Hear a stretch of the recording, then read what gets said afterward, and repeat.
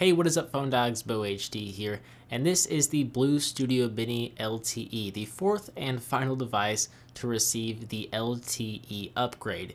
If you want to take a look at all of the new BLU LTE devices, I'll leave a link for each of them down below in the description bar.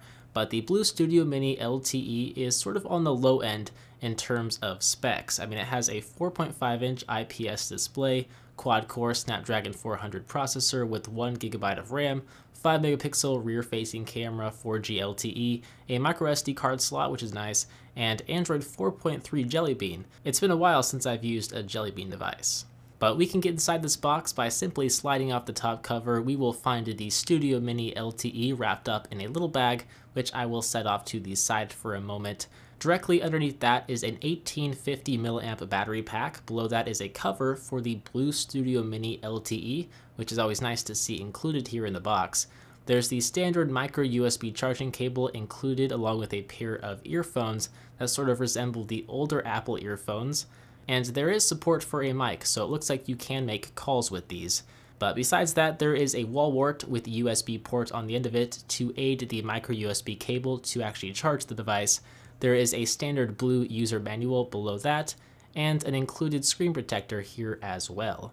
And that is about it. If we take a look back at the BLU Studio Mini LTE and peel off the plastic, well, it's a really simple, chunky little budget smartphone that is constructed with plastic.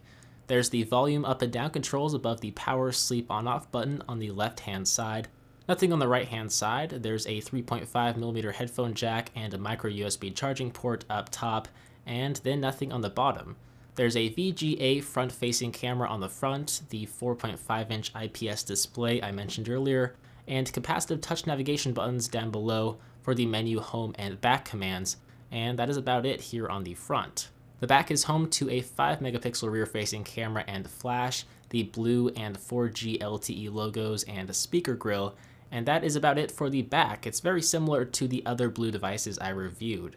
We will need to pry off the back cover and insert the 1850 mAh battery pack. This is where we'll find the microSD card slot and SIM card slots as well.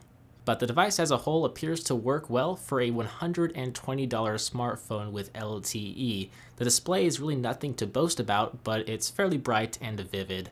Just by scrolling through the apps and widgets, there really doesn't appear to be any sort of lag or stuttering, which is always a good thing. The biggest disappointment here is that it's running Android 4.3 Jelly Bean and not Android 4.4 KitKat, meaning it's 2 Android versions old, so you don't get any of the new improvements found in KitKat or Lollipop. But for less than $120 off contract, I guess you really can't complain too much now, can you? So that has been my first look and unboxing of the BLU Studio Mini LTE. Let me know if you guys have any questions by leaving me a comment down below or sending me a tweet on Twitter at BeauHD. As always, I am BeauHD from PhoneDog.com. I hope you enjoyed this video. Thank you for watching, and I will see you in the next one. See ya.